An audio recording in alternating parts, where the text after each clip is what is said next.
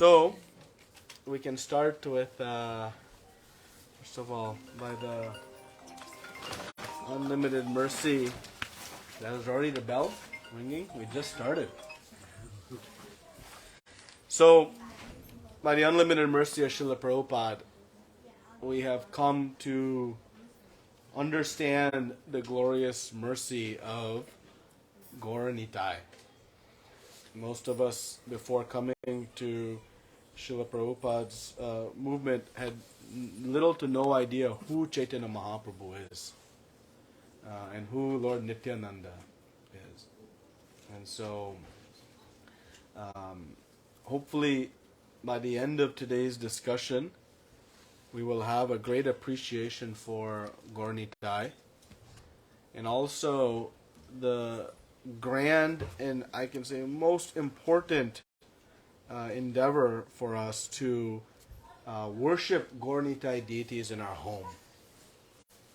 So in that regard, hoping to fulfill your desire, hoping to instigate the desire and then fulfill it, I have brought 2 sets of Gaura Nitai deities who are ready to go to somebody's home who wants to worship them. So let us see by the end of class. I think 1 volunteer is there who wants to worship Gaura Nitai. So now only 1 is left. But we'll discuss today the importance of this deity worship in the home, and then we'll discuss these many activities of Chaitanya Mahaprabhu that were asked. And then we'll start with the importance of Akshaya Tritiya. It's a very, very auspicious day. Prabhuji and Mataji have been meditating for a long time on when to bring and welcome Gaura Nitai into their home. And several plans were foiled by supreme arrangement. Sometimes we get frustrated when something we want to happen doesn't happen. But Krishna always has the perfect plan. And can we say, is there any better day to welcome Gaura Nitai into our home than on this Akshaya Tritiya day? It is most auspicious. So Mataji and Prabhuji must be very blessed. And yes, it is worth applying. And you can see their dedication and sincerity to worship Gaura Nitai. When they they called and they asked the program. I asked, what program you want, short, medium, long.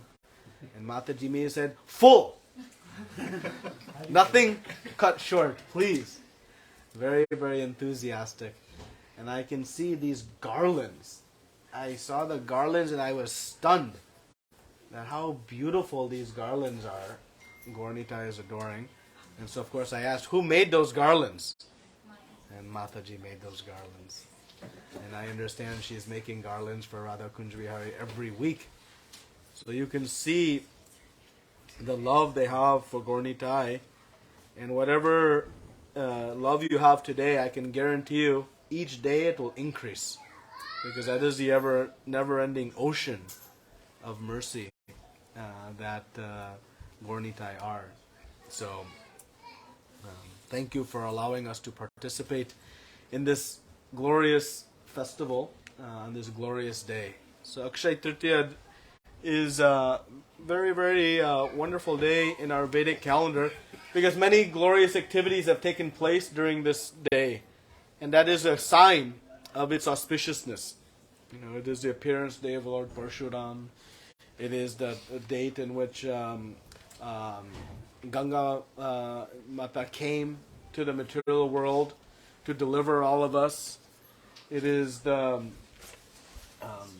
day in which Sudama Brahman offered the broken chipped rice to Krishna and was received. You can come forward a little bit so people in the back.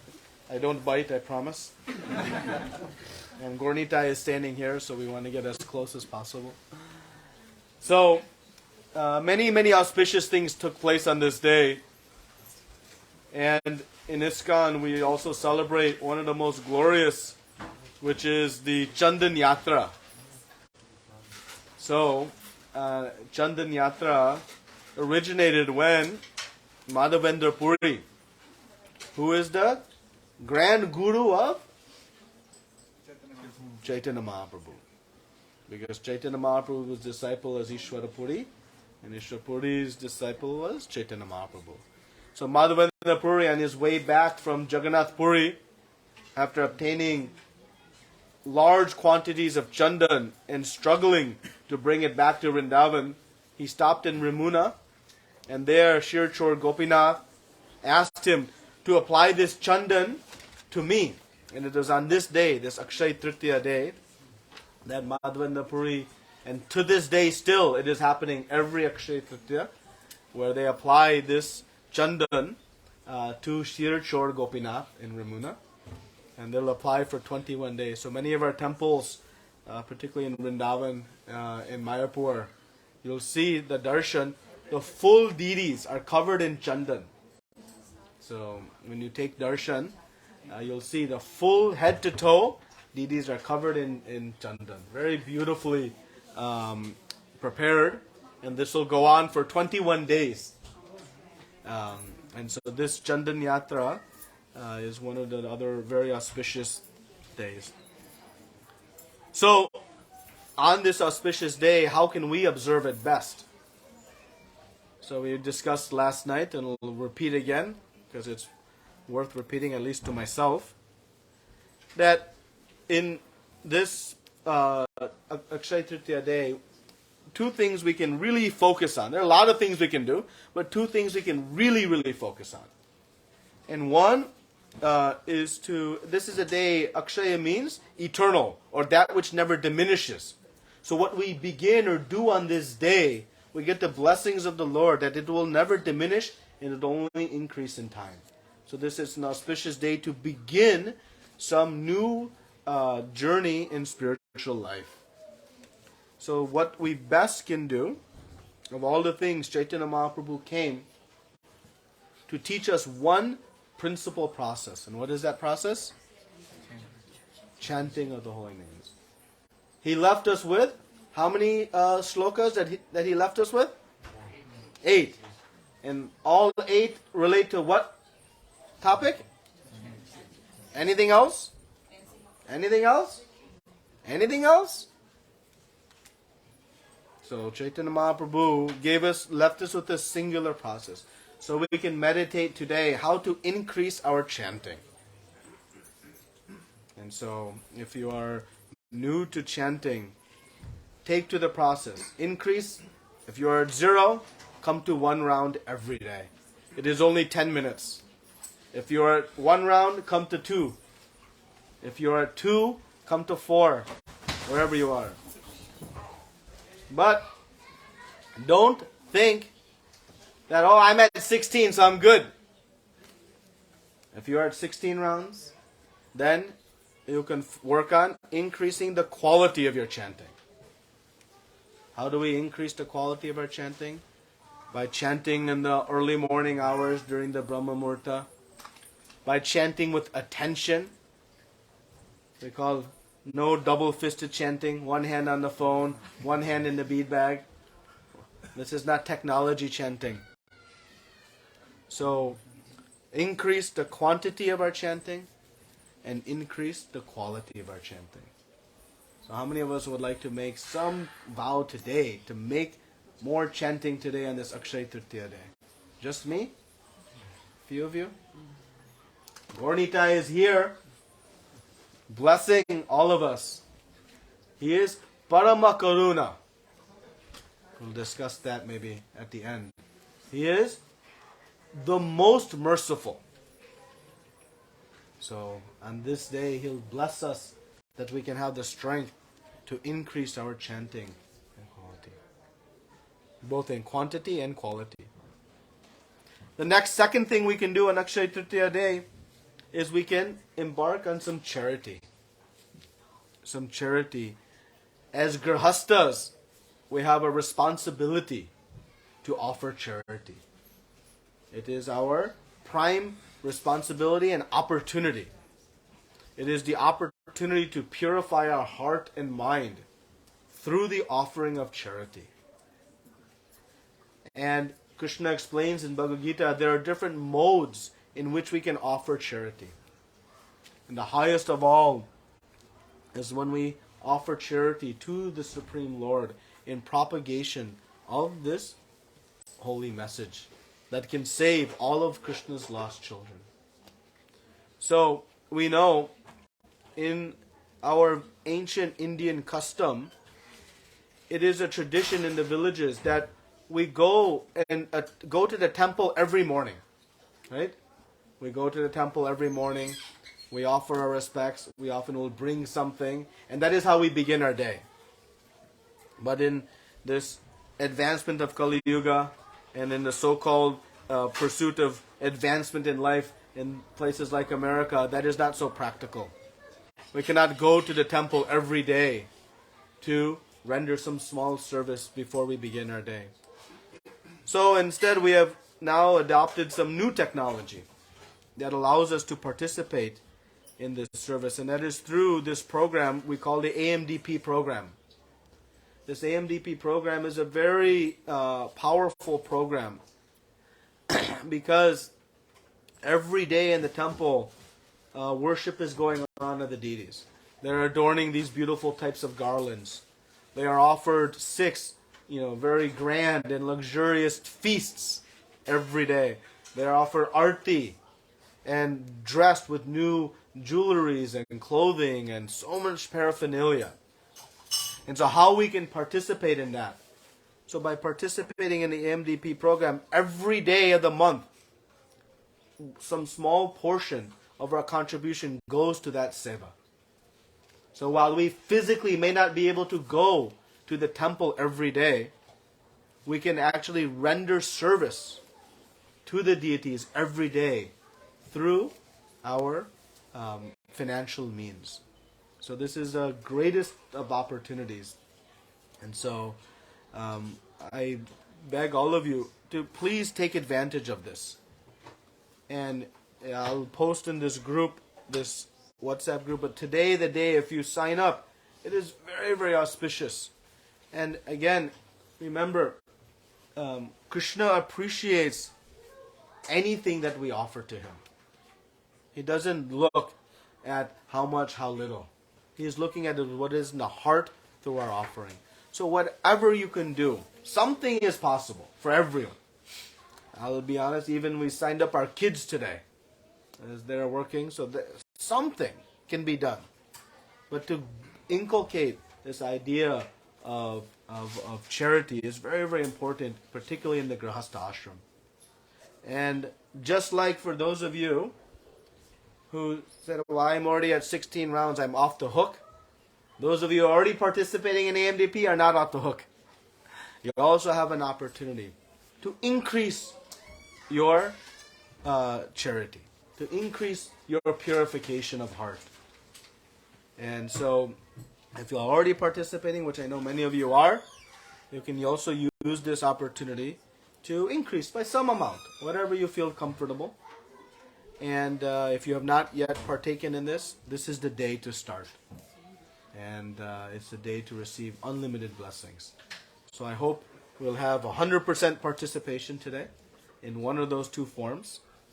And for those who participate by either signing up today or increasing their participation today, tomorrow there's going to be a very special offering to all families who participate in this way, starting at 6 p.m. And you'll be receiving, first time I have ever seen this type of blessings offered from the deities. I've never seen before, but at least so I can say, first time I've seen. Special blessings from the deities, and also a very, very special gift from Radha Kunj Bihari that you'll take. So, as an extra inducement, not that we need the inducement, but this is an extra inducement. So, anyone who either increases their participation or signs up for the first time will get this very special opportunity. Again, at 6 p.m. tomorrow at the temple, so don't miss that opportunity. Okay? So, that is Akshay Tritiya and how we can participate. And so I hope and beg all of you to take advantage of this opportunity. So let us talk a little bit about deity worship. This Archa Vigraha form. It is the worship of the deity is elaborately explained in Shastra. Yet it still remains a source of much confusion and even sometimes some debate. But our Shastra really pointedly explains the great importance of this process. So I'll read from two places. We'll read from Nectar of Devotion. And we'll read a couple paragraphs. This is from chapter 13. And just for a little bit of context, I'm just checking the time because I have to get to all these topics too. So Nectar of Devotion is written by, translated by Srila Prabhupada of Rupa Goswami's Bhakti Rasamrita Sindhu. And on the top of the title, he writes, The Complete Science of Bhakti Yoga. So this Nectar of Devotion, it is the complete science, not half science, most science, complete science of Bhakti Yoga. And when we use the word science, science means like when we do a scientific experiment, there are steps we follow, right? First step, second step, third step, fourth step. Anyone who's in chemistry lab now, you know, right? And what happens if you miss a step? It doesn't work, right? You have to be exacting in that step, right? But when you go to the science lab, do you make up the steps? Somebody gives you the steps? Yeah. And you're supposed to? Follow it. If you do, then what happens? You get a success. Success. Easy enough? Well, bhakti is the same way.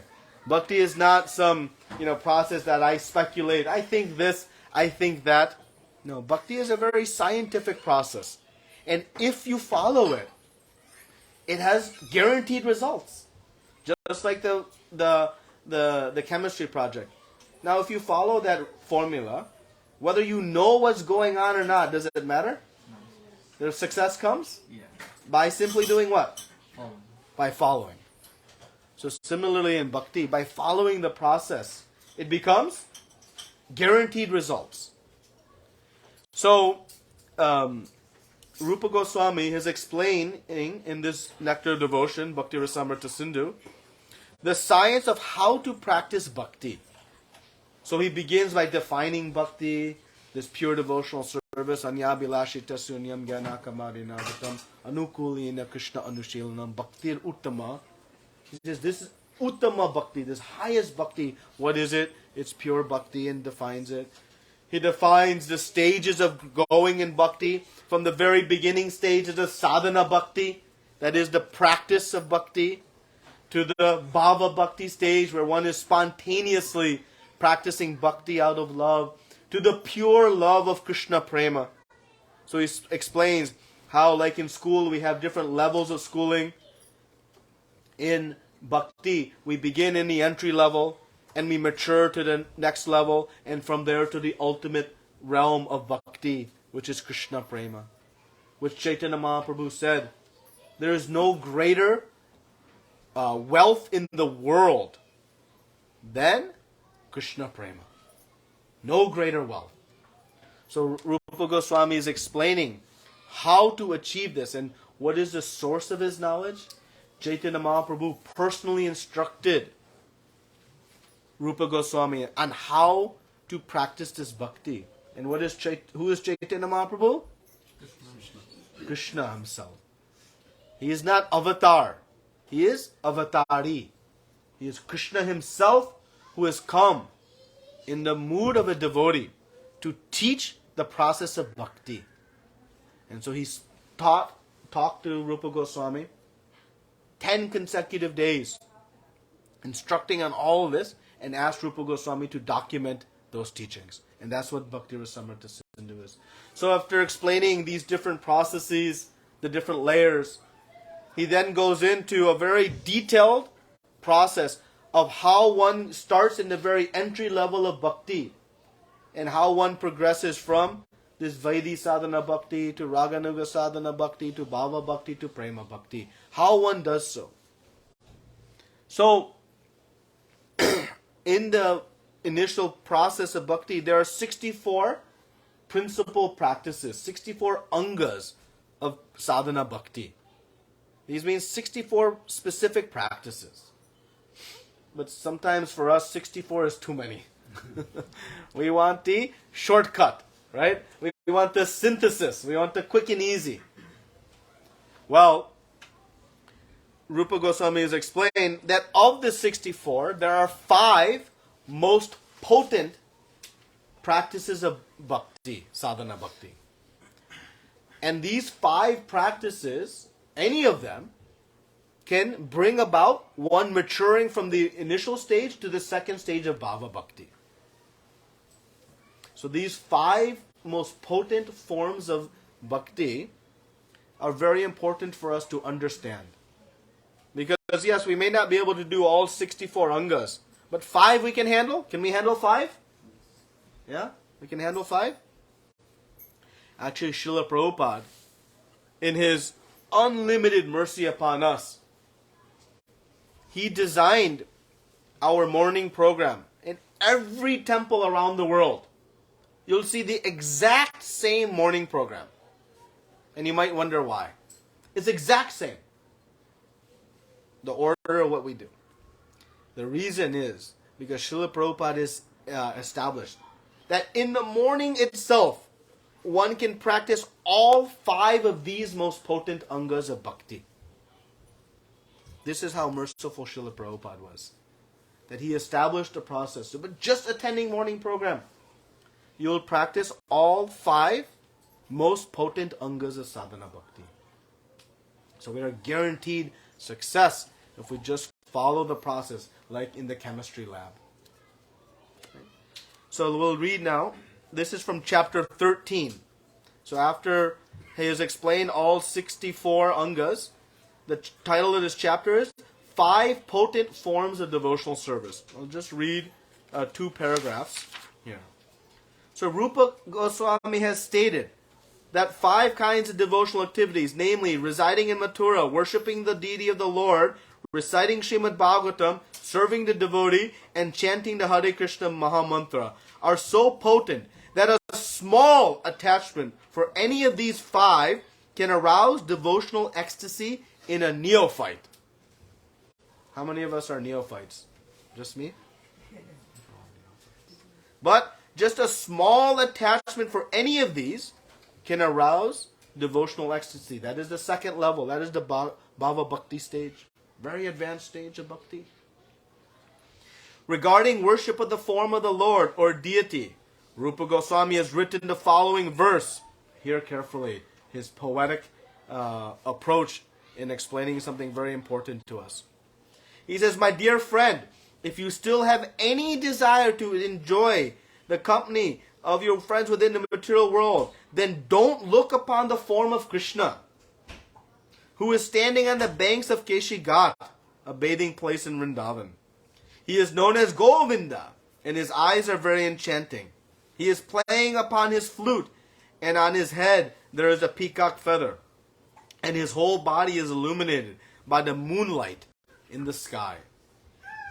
The purport of this verse, this is again Srila Prabhupada commenting, the purport of this verse is that if someone becomes attached to Sri Murti, or deity of Krishna, by worshipping at home, then he will forget these relationships with the material world.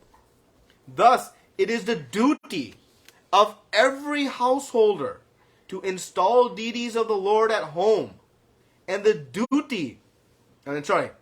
and to begin the process of worshipping along with all his family members. This will save everyone from such unwanted activities as going to clubs, cinemas, and dancing parties, smoking, drinking, etc.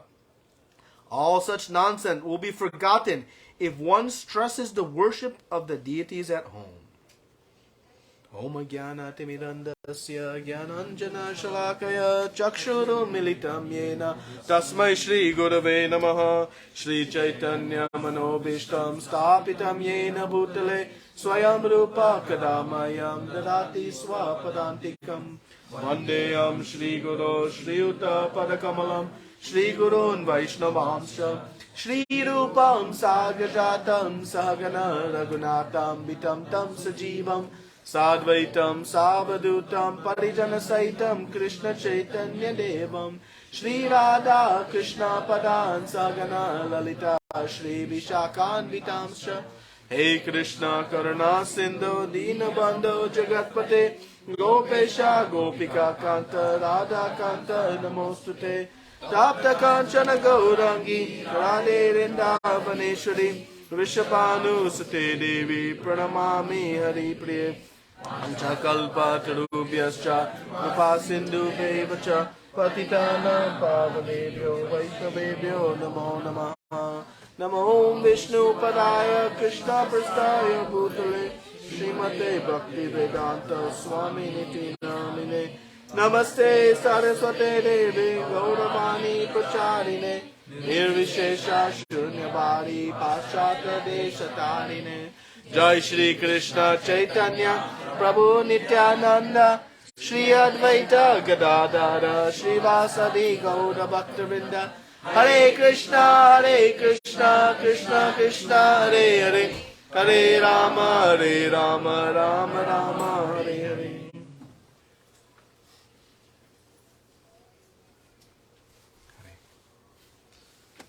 So, Rupa Goswami says,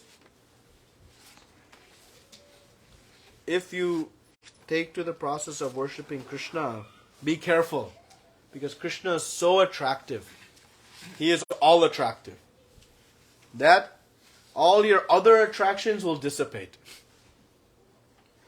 So he's speaking in a very poetic way, warning us. But of course, that is our goal.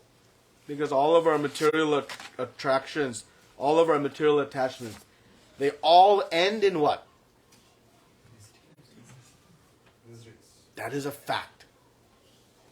That is a fact. Just like gravity is a fact. I can choose to deny the fact of gravity, but that does not negate gravity. It's still there. I can choose to negate that statement or ignore that. No. Everything doesn't. But the fact is the fact, because that is the construct of this material world. That's why Krishna says, from top to bottom, from the highest planets of the heavenly demigods to the lowest planets of the hellish planets, it is Dukhalayam Ashashvatam. That is the nature. So what to do? Well, we understand that by taking shelter of the all-attractive Supreme Lord, one achieved actually the happiness we are searching for. And by definition, when we say all attractive, it means all. All the things that attract our attention in the material world, whatever it is, those attractive features, they reside in full in Krishna. Our biggest fear of detaching from our material attachments is that I'm going to lose something. Right? If I give up this, I'm going to lose something. But how you can lose something if you are giving up something and coming to Krishna, who is all attractive? So he is the reservoir of all attractive features. So whatever it is that we are enjoying in this material world, it exists in full with Krishna. And that is why Rupa Goswami says, be careful. Because once you see Krishna and begin to worship him in his Archa Vigraha form, all your attractions to everything else will dissipate. Because Krishna is so attractive. Just like if I have two magnets and one is more powerful than the other, and I put some pieces of metal in the middle, where will all those pieces of metal go? The more powerful one. They're both attractive, but one is more attractive. So the pieces of metal will go. So similarly, where is our attraction going to go when we take sight of Krishna? It's going to go there. So this worship of the Lord is very, very important. But we sometimes wonder where I can see Krishna. Right? How many of us would like to see Krishna? Yeah? We sometimes say, Arjuna was lucky. He could hear directly from Krishna. But we all also exact same fortune. But how to see Krishna every day of our life? Let's see what Srila Prabhupada has to say. So this is from Srimad Bhagavatam, 3rd canto, 1st chapter, text number 17. This is the beginning of a very nice series of conversations between Maitreya and Vidura. And this is questions by Vidura. I'm just going to read a portion of the purport in the interest of time.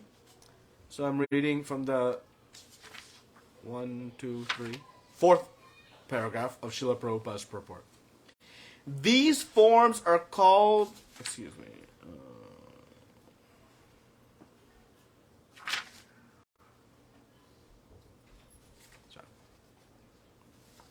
These forms are called Archa Murtis, or the form of lords, which can be easily appreciated by the common man. The Lord is transcendental to our mundane senses. He cannot be seen with our present eyes, nor can he be heard with our present ears. To the degree we have entered into the service of the Lord, or to the proportion to which our lives are freed from sins, we can perceive the Lord. But even though we are not free from sins, the Lord is kind enough to allow us the facility for seeing him in his Archa Murtis in the temple. The Lord is all-powerful, and therefore he is able to accept our service by presentation of his Archa form. No one, therefore, should foolishly think that the Archa in the temple to be an idol. Such an Archa Murti is not an idol, but the Lord himself. And to the proportion to which one is freed from sin, he is able to know the significance of the Archa Murti. The guidance of a pure devotee is therefore always required. So, when we see the deity form of the Lord, we may or may not see Krishna. What is the determination of whether we truly see the Lord or not? What did Prabhupada say here? According to the degree of our surrender. Yeah. And according to the degree of the contamination of the heart. As we purify the heart, our perception of Krishna in the deity form will increase. And that is why devotees, sometimes they wonder how you can go and see the same, deity every day, every week, every month.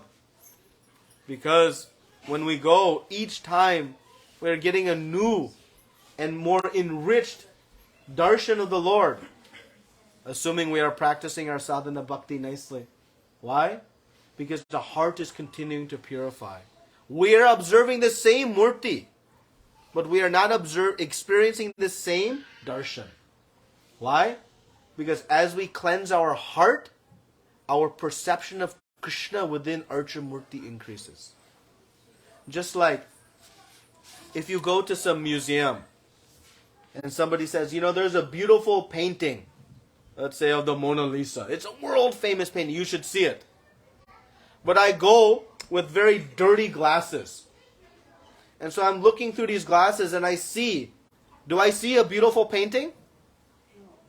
No, I don't see a beautiful painting. I see some smudges and smears and nothing. But as I start to clean the glasses, what do I see? And if I clean more, what do I see? And I clean completely and make them crystal clear. Then I see exactly that.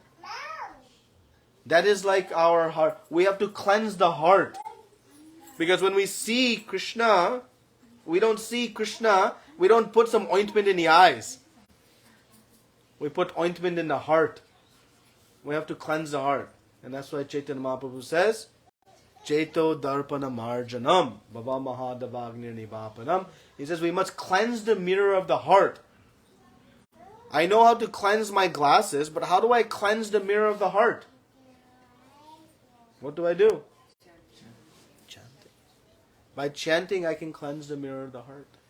And as I cleanse the mirror of the heart, then I will see Krishna residing here in this arch of Vigraha form. I may not perceive initially, just like I did not perceive the Mona Lisa artwork, but it was there. Similarly, Krishna has manifested in this arch of Vigraha form. And why he is manifested in this arch of Vigraha form? What purpose he has? He has manifested in this form to save all of us. To save all of us. Any of us are willing to stand like this all day long under bright lights, having everybody come and tell them their problems, give them their wish list and demands of what they want, and all that. Anybody's willing to stand like that? But Krishna is. Why? Because he's so loving. He knows that if we read about Krishna in our Shastra, which is elaborately explained, how he is manifested, how he is standing in his Tribhanga form, how his hair is black and curly, how he is wearing shark-shaped earrings and golden jewels and armlets, and everything is described. But still it is hard for us to understand. So Krishna knows that.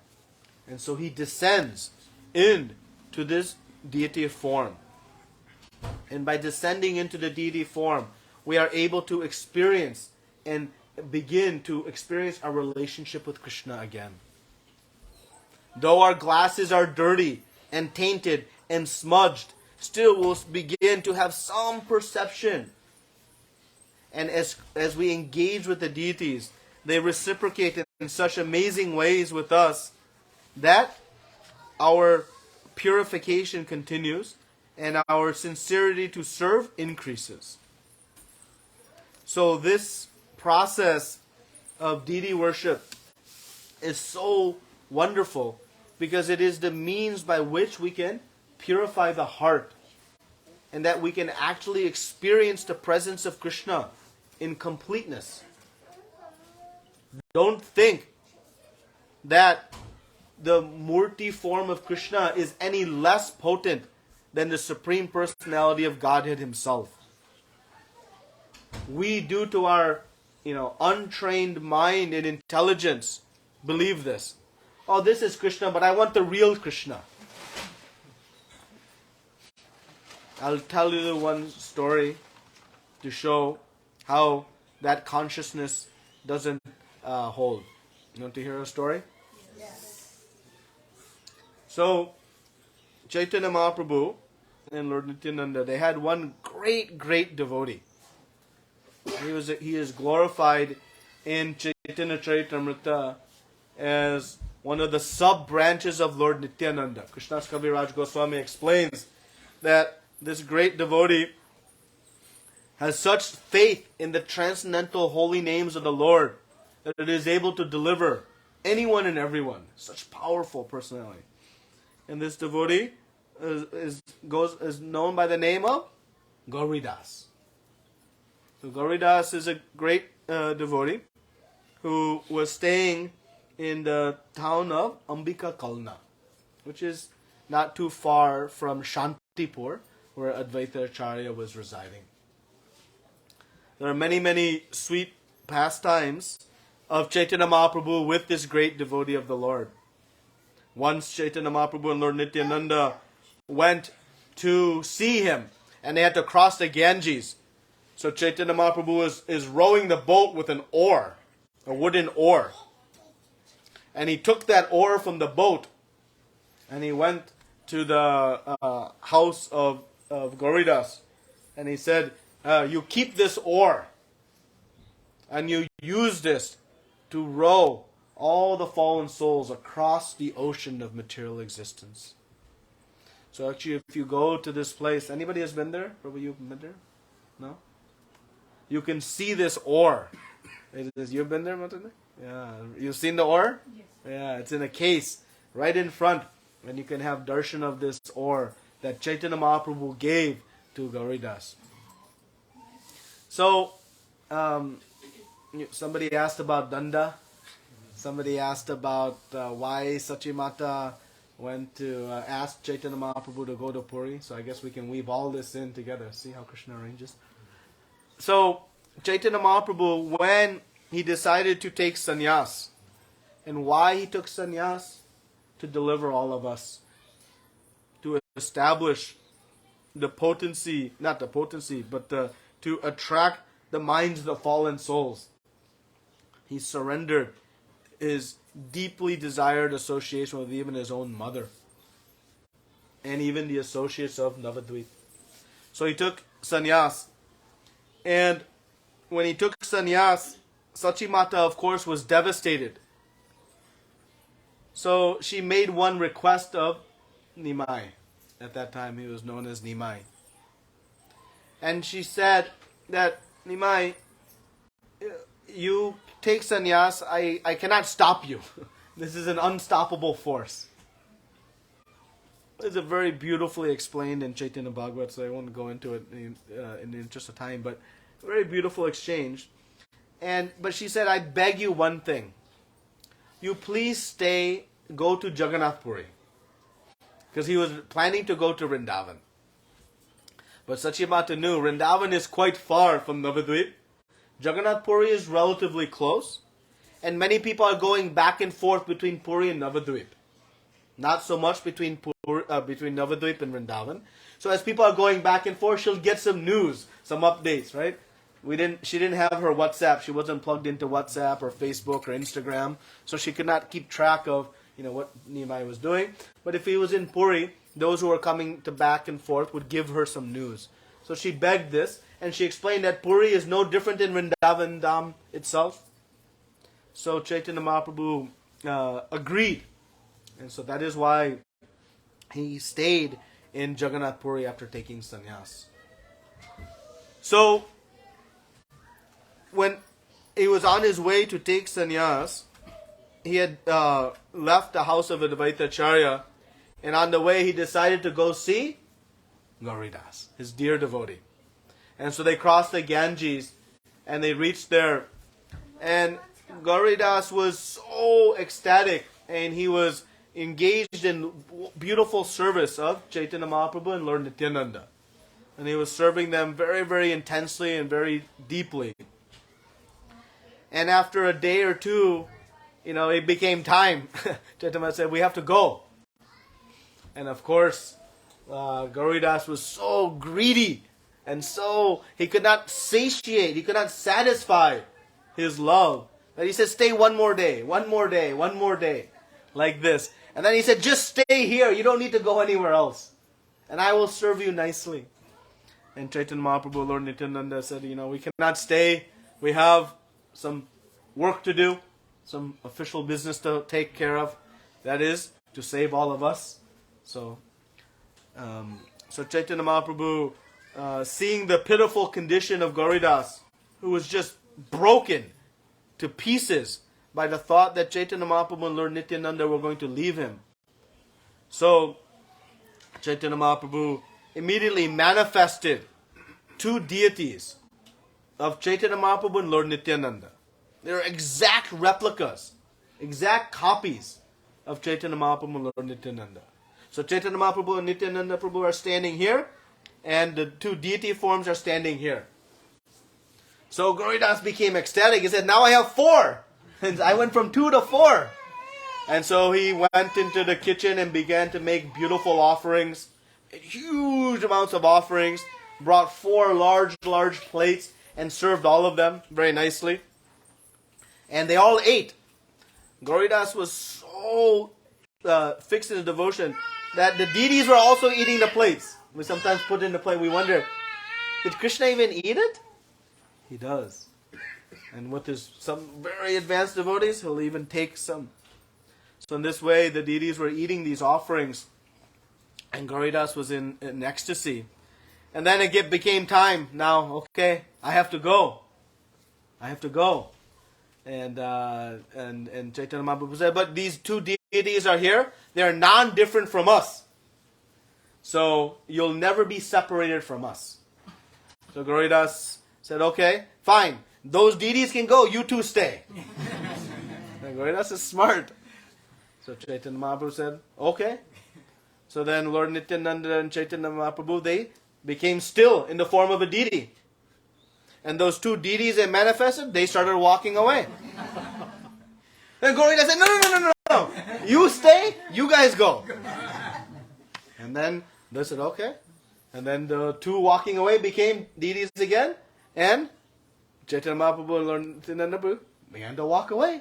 He said, wait, no. And he went back and forth so many times, he lost track. And then Gauridas understood. And these deities are actually non-different. They could not even determine and decipher who were different. Because they were full potency. And so Chaitanya Mahaprabhu and Lord Nityananda ultimately left. And Gauridas Pandit took the two deities and he installed them in the temple. These deities you can still have darshan of today. And they performed so many wonderful pastimes.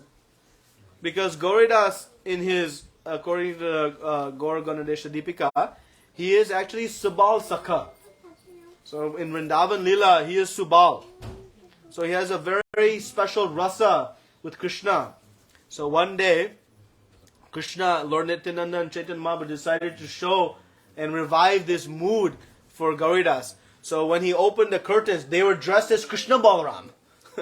They had dressed themselves with flute, turban, a horn, all the things that we see in Vrindavan. They had dressed themselves.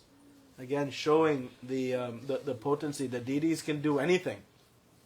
Another time, again, a little bit longer pastime, but his disciple Hridaya Chaitanya was having a festival some distance away, celebrating Gaur Purnima. There was some, instructions given and whatever, we won't go into it. But there was a festival happening, and Hridaya Chaitanya was performing such ecstatic kirtan that these two deities from Gauridas' temple, they left the altar and went to the kirtan. And they were dancing and jumping and singing with the Lord. And when the pujari opened the curtain, the deities were gone. And he thought, what? So Gauridas knew. So he went with a stick. And he went with a stick to the place where this festival. And he went with a stick to bring back Chaitanya Mahaprabhu and Lord Nityananda. He said, come back and go back to the altar. So, and of course they followed, being very loving to Gauridas. So, but what we see by this pastime is that there is no difference between Krishna himself and the deity. We perceive differences only because of the impurity of our heart. But in reality, there is no difference. So when we go and see Radha Kunj Bihari every day, every week, that is the Supreme Personality of Godhead. We should not take it as some ordinary feat. Sometimes in familiarity, we think, oh, I'm just going to the temple. No, you're going to see the Supreme Personality of Godhead. How much attention you would put to your visit if you're invited by the president of some country or the king of some region to come and see them in their palace. How much attention you would put to that visit? A little bit? Lot? How you would dress yourself? Shabbily? Or as best you can? If you have an appointment at 4 o'clock, what time will you show up? 6? 3 o'clock. Right? We should remember, we are going to see the Supreme Personality of Godhead. It is His home. And can you go to His home? Can you go to any home? How we all came to this house today? With invitation. By who? The host. Anybody was not invited? We are all invited by the host. So how to walk into this home, we need an invitation. But to walk into Krishna's home, we don't need an invitation? Oh, we need an invitation. So who's giving that invitation? Lord Himself. Krishna himself. Krishna is giving that invitation. We should understand that and recognize that the Supreme Lord is giving us the invitation to go and see Him in His home. But if there's a little bit rain on the ground, if it's a little bit cold, I'm feeling a little bit this or that, maybe next week. Just think in context if that invitation was coming from our favorite cricket star or movie star or king or president, how we would approach. And then remember, the Supreme Personality of Godhead is giving each and every one of us a personal invitation to go see Him every day, at least every Sunday. And that is by the mercy of Srila Prabhupada, who established that every grihasta that is not living at the temple, they must come and see the Lord at least once a week. It is not for the Lord's benefit. It is for our benefit. And so this is the great opportunity we have by the mercy of Srila Prabhupada. So this deity is non-different from the Lord Himself. And why worship the deity in a home? We might wonder now, right? So we've established the potency of the deity. We established the importance of seeing Krishna in the temple. But why worship in the home? Well, this is very, very important. And Srila Prabhupada tells us that if we want to find success in home life, there are certain things we have to do. How many of us would like to find success in home life? Now everybody close their eyes. How many of us have perfect home life? I don't want spouses seeing each other. Then it'll become more problem. We know there's challenges, right? So we try to make our home like Golok or Vrindavan, but instead it often becomes Kurukshetra. Right? That is the reality. I am right. Mine, yours. You don't understand. You have no idea. That's the nature of this household life. So what to do? How to fix it? Well, Srila Prabhupada explains that if you want to make your home happy, he explains in the Bhagavad Gita, chapter number 13, verses 8 through 12. He says that, and I'm looking to find the exact place, but if I don't find it, I'll just paraphrase.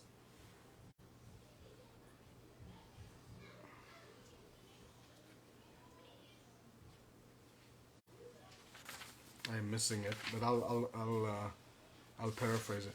He says you must do a few things to make the home perfect and a source of happiness and bliss. One is we must take to the process of chanting the holy names. So chanting in the home is very, very powerful to unite the family in one goal. Why there is conflict? Because each family member in the house thinks they are the center, they are the boss. But there's only one boss. And who is that? It's Krishna. And we are all His servants. So when we surrender that idea that I am the doer, I am the master, and remember, it is Krishna who is the master, we find success. And so when we bring Krishna into our home in the form of this Archa Vigraha, it reminds us who is boss, who is the center of our attention. Because when Krishna comes into our home, we all center on the focus and service of the Supreme Lord. And so Krishna is eager to descend into this Archa Vigraha form and to take residence in our home even. If you invite the king of some country, is he going to take residence in your home? Will he stay in your home? No.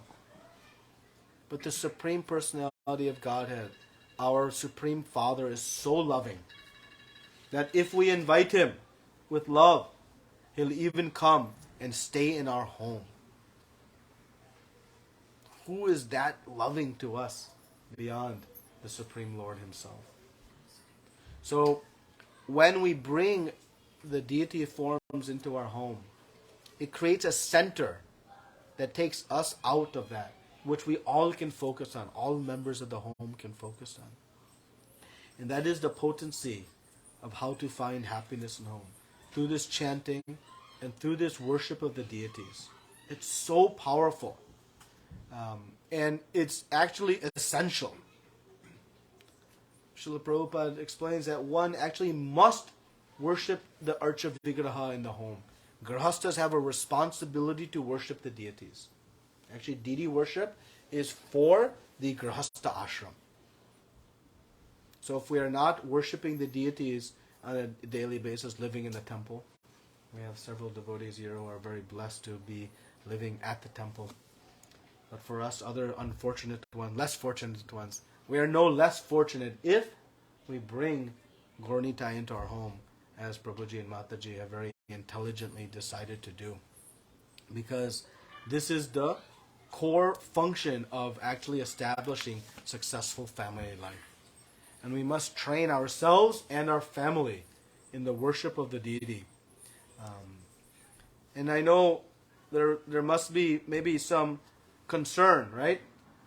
What is our main concern? I have two sets of deities here, and none of you have jumped up and elbowed each other out of the way to take.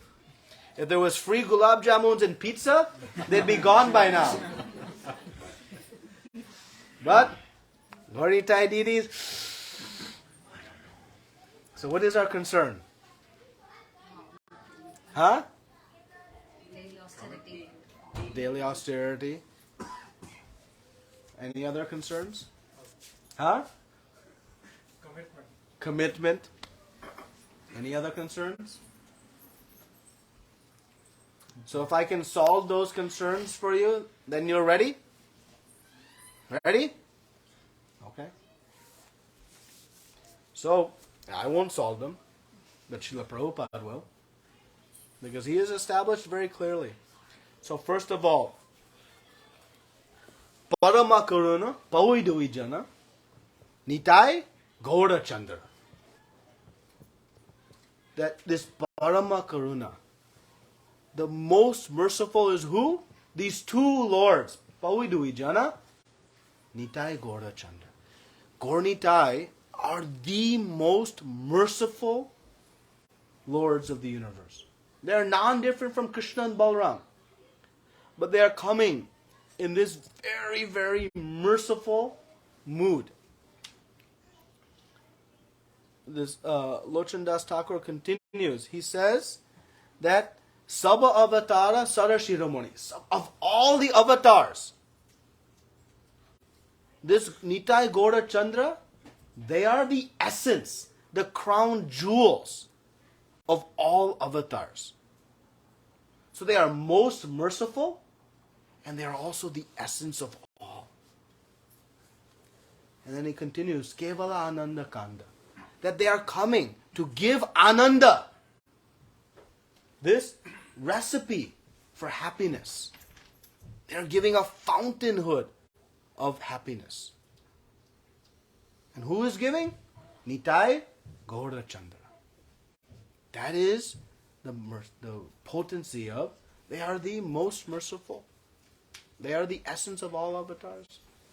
And he continues, what we should do? He says, Bhajo Bhajo Bai Chaitanya Nitai. We should chant the holy names of the Lord. We should chant. How? Sudidra Vishvasa Kori. With great faith, we should chant His holy names. And in chanting the holy names, as Rupa Goswami explained to us, right, that we have to let go of our material attachments. And by taking to the shelter of the Lord, we'll let go of our material attachments. So Lochan Das continues with Vishayacharya, that we'll let go of all sense enjoyment and say Rasa Majid. With that type of mood, you absorb in chanting the holy names of the Lord. Mukhe bolo Hari Hari. With your mouth, speak Hari Hari. This is the process that we get.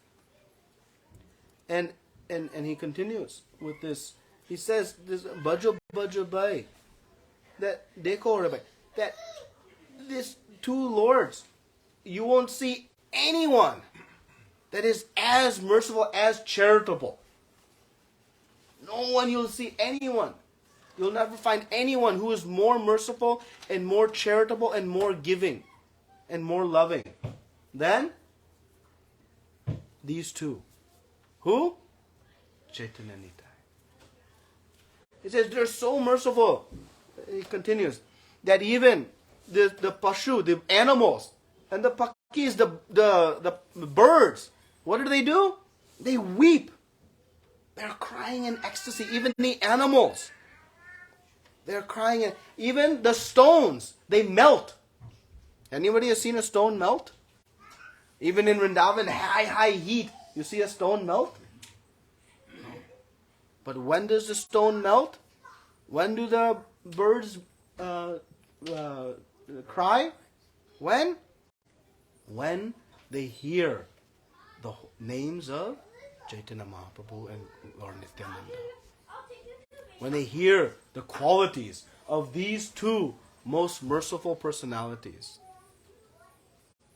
The song continues, but we see that this Gaur-Nitai are so merciful and so loving and actually very even forgiving.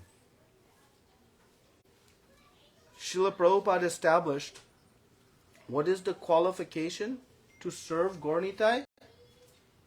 He said that even if you keep these Gaur-Nitai deities, I heard there was a concern of commitment. There was concern of maintenance. There was some concern of, what was the other concern? Austerity. So Srila Prabhupada said that every house must and should have Gaur-Nitai deities. He didn't say every house where they're chanting 16 rounds, every house where they're doing this, that, and the other. No, he said every house should have Gaur-Nitai deities. And then he went further. He said, even if you leave them in a bookshelf as dolls and don't do any worship, still it is purifying and beneficial for you.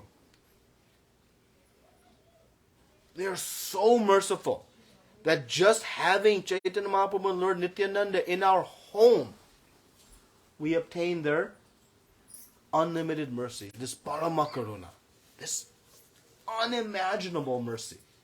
Even if we don't do anything beyond make a nice place for them in our home and do no worship. So what to imagine that if we just do a little bit of worship? Actually, you can do some very basic worship. Just bring a glass of water and one fruit. Are we not capable of doing that? Of course we can. Just one glass of water, one fruit you can offer to the Lord. And imagine how much. Prabhupada said even if you leave them in the bookshelf, it is fortunate. So now imagine if we do a little worship. So you can bring Gaur-Nitai deities into your home.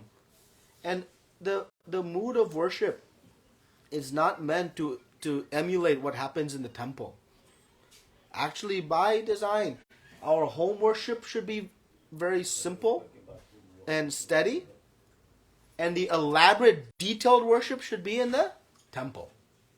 And we should all participate in that worship collectively as a society. But at home, while we are separated from the deities, we will not be separated through this worship. And so that is why it's so important and instrumental in our path of devotional service to worship the deities. We saw, these 5 potent forms. And it is one of the 5 potent aspects of our bhakti. So if we do not have these Gaur-Nitai deities, we should bring them immediately. And today is this most auspicious day, this Akshaya Tritiya day, to bring them into your home. And you can welcome them. We have documents on how to worship them in different stages so that you don't have to think and worry. And just remember, they are Paramakaruna. They are so merciful. If we make mistakes, it's okay. They'll forgive. They're so merciful that way. We should, of course, be attentive to the best we can. But they actually, they hold no offenses when we do anything ignorant. So we do something in ignorance, we're not quite sure, no problem. They're so merciful. And that is why, before we chant the Mahamantra, what do we chant? Chaitanya Prabhu Nityananda Shri Advaita Gadadhara Srivasadi Gaura Bhaktavinda. Why do we chant this Panchatattva mantra? Because how many of us chant the Maha Mantra without any mistakes? So to protect us from those reactions, we take shelter first of Chaitanya Mahaprabhu, Lord Nityananda, Advaita Acharya, Gadadhar Pandit, and Srivas Thakur. Because they will help nullify any mistakes we made in the chanting of the holy names. So similarly, in the worship of the Lord, Gaura-Nitai are very forgiving. So I pray and hope you all will take to the worship of Gaura-Nitai in your home. This is the means to find true happiness in your home. You'll not find it without some level of deity worship. It's very difficult. And it will enrich all your other processes of devotional service. The more you worship the deities, the more enriched you'll find your chanting, your reading, your service. All other aspects of bhakti become enriched by this Archa Vigraha process. And that is why Srila Prabhupada was so exacting in saying, whose home should have Gaura-Nitai? Everyone. So who's not included in everyone? So now you all decide. Hopefully you'll yell at me and beat me with a stick because I only brought 2 sets. But I'm going to India on Saturday, so I'll bring as many as you want, and I'll carry them back personally and bring them back and bring them to you. So what you desire today to have, and it is your greatest fortune, and it's the greatest fortune and blessing for your family and for everyone. So this is Archa Vigraha form, non-different in the Supreme Lord. You have a chance to bring the Supreme Lord into your home, and it's a no strings attached bargain. Who would say no? What else we're supposed to talk about? First meeting of Chaitanya. Okay. How long more we can go? Because I don't want to delay all of you. It's 7:45. 5 more minutes? Okay. So first meeting of Chaitanya Mahaprabhu and Lord Nityananda. So Chaitanya Mahaprabhu appeared in Navadvip. But before Chaitanya Mahaprabhu appeared, Lord Nityananda had appeared 12 years prior. So there's a 12-year gap. And Lord Nityananda was waiting for Chaitanya Mahaprabhu to begin his Harinam Sankirtan movement. So the first 20 years of Chaitanya Mahaprabhu's pastimes in Navadvip, Lord Nityananda was staying. He was traveling throughout India, all the holy places, but then ultimately was staying in Vrindavan and was waiting for Chaitanya Mahaprabhu to call him to inaugurate the Sankirtan movement. So he was relishing the holy Dham of Vrindavan, but he was eagerly waiting when Gauranga Mahaprabhu is going to call me, when he's going to call me. So he finally, in this after 20 years of separation, he finally called Chaitanya Mahaprabhu, called Lord Nityananda. And Lord Nityananda, he didn't wait. He just started running to Navadvip. And actually in the dream of Chaitanya Mahaprabhu, he had a dream that a royal grand chariot had pulled up right in front of his house. And a very white-colored personality with blue robes and giant plow had pulled in front of his house. Who was none other than Lord Balaram. So he understood, okay, my Nityananda is coming. But Lord Nityananda plays, fun pastimes with Chaitanya Mahaprabhu. So he decided to hide in the house of, whose house did he hide in? No. He hide in the house of Nandanacharya's house. So he decided to hide there.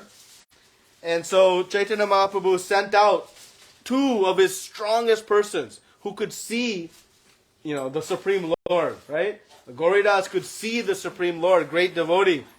So one who has pure bhakti, they can see the Lord.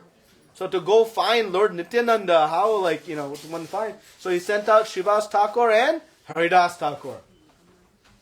And so they started from the morning time. And they were searching and searching and searching. And they went to all the marketplace. Nowadays it's not a big place, so it would take maybe an hour. But they kept searching and searching and searching. 3, 4, 5, 6 hours elapsed. But they were not going to give up. They had been given this service, they were going to continue. Sometimes in our performance of service, if we don't get success immediately, we just throw our hands up and quit. This is not the mood in bhakti. The mood of bhakti is we do our service and keep doing and keep doing and keep doing. Let the results come. That is Krishna's results. Don't take what's not yours. But keep what is yours. What is yours? Your effort. Your effort to do the service. So Srivas Thakur, Srivas Pandit and Haridas Thakur were just looking around, finding where is this Lord Nityananda. They finally in the evening time came back and said, "I don't know where he is." Chaitanya Mahaprabhu said, "I know where he is." Our Acharya's comment actually that this was very instructive because one cannot actually obtain the mercy of Lord Nityananda without the mercy of Chaitanya Mahaprabhu. So we actually obtain the mercy of Lord Nityananda through Chaitanya Mahaprabhu. Even Srivas Thakur and Haridas Thakur could not deliver. Of course they could have, but this was through the arrangement of Supreme Lord. So Chaitanya Mahaprabhu took everybody, all the associates, and they went to go meet where Lord Nityananda was hiding. And in this meeting, Vrindavan Das Thakur explains this meeting in Chaitanya Bhagavat with extraordinary sweetness. It is something that you'll just read and read and read over and over again. It's so sweet. How when the two of them, they first saw each other, they were just drinking each other's glorious beauty and form. They could not take in, and they both fainted in ecstasy. And then revived and fainted again and like this. And they were jumping and dancing and so much ecstasy. Finally being reunited. But the associates, they were not clear who was Lord Nityananda. They don't know who this is. So, Chaitanya Mahaprabhu, to establish who is Lord Nityananda, he asked the devotees, you recite some verses from Srimad Bhagavatam. And when they started to recite verses from Srimad Bhagavatam, Lord Nityananda went into ecstasy.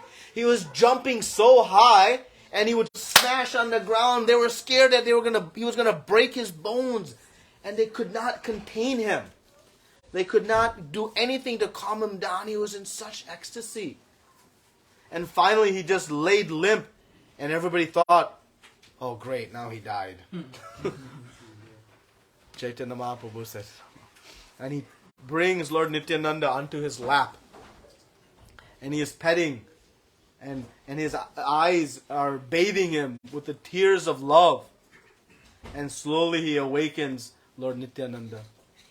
And our Acharyas comment that there is a great humor in this, because we know the expansion of Lord Balaram is Ananta Shish, who is always the carrier of Lord Vishnu. So Lord Vishnu is always lying on Ananta Shish, but in this case, it is Ananta Shish, and Lord Nityananda is sitting on the lap of Krishna himself as Chaitanya Mahaprabhu.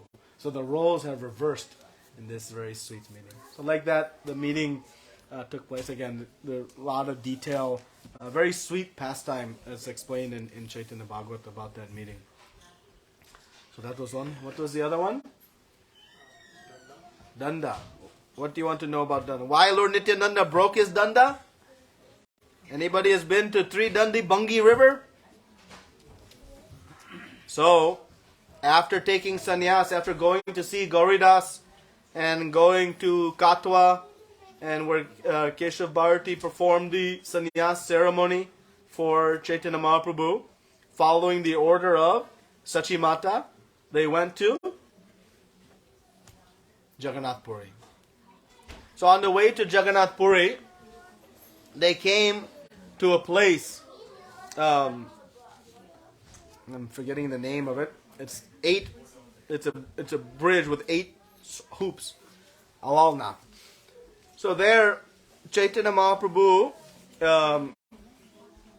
they stopped the whole group, and Lord Nityananda became, there are many reasons why, but he broke Chaitanya Mahaprabhu's danda in 3 parts.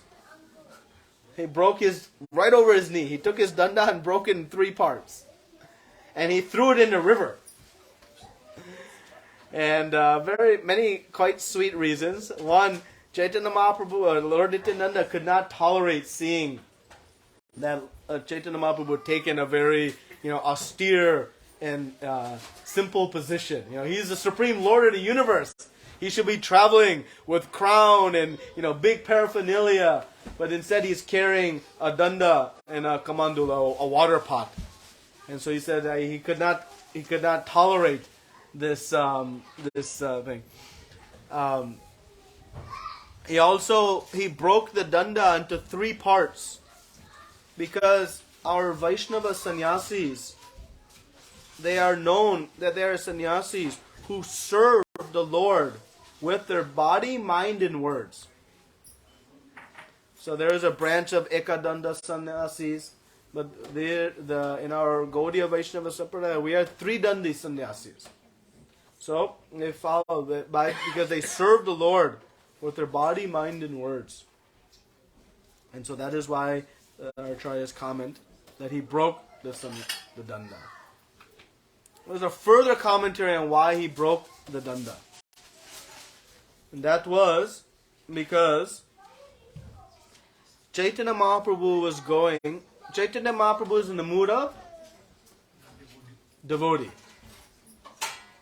Now, you have to go back and understand that who is Lord Jagannath? Huh? Krishna. And in what mood is Lord Jagannath? Huh? Ecstatic mood. Why is he in ecstatic mood? Thinking of the pastimes of Vrindavan. When was he thinking of the pastimes of Vrindavan?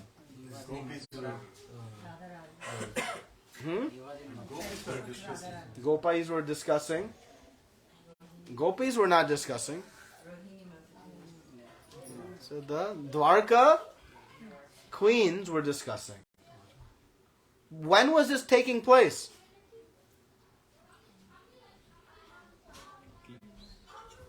Eclipse? When? Many eclipses occur. Where this was taking place? Let's start there. Huh? Kurukshetra. And in what point in Krishna Leela was this taking place?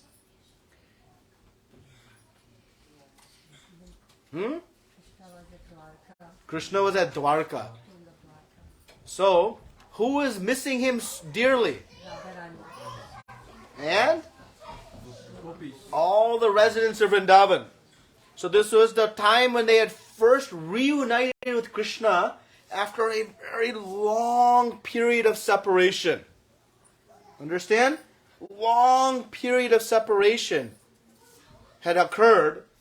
And so you can imagine what the mood would be when they're reunited, right? When we see somebody every day, we go to the office or whatever, and we come back, we reunite, oh, you're you again? But when we are separated from a long period of time, that reuniting is like extremely ecstatic. So Krishna, when he was reunited with the residents of Vrindavan, after long separation, he goes into that ecstatic mood that is Lord Jagannath. So Lord Jagannath is presenting that rasa of this period of separation. Right? So now let's rewind back. Who is going to see Lord Jagannath in this? After now, Lord Nityananda has broke the danda. But before he broke the danda, they're all going. Who is in that party? Huh? Chaitanya Mahaprabhu. And what is the mood of Chaitanya Mahaprabhu? He is in the mood of Srimati Radharani. He is in the mood of a devotee. So Lord Nityananda, he wanted that first darshan between Chaitanya Mahaprabhu and Lord Jagannath. Nobody should interrupt. Nobody should be in the midst. It should just be their private darshan. So he knew that if he broke the danda, Chaitanya Mahaprabhu would become mad, in a feigned anger. And he would run forward to Jagannath Puri.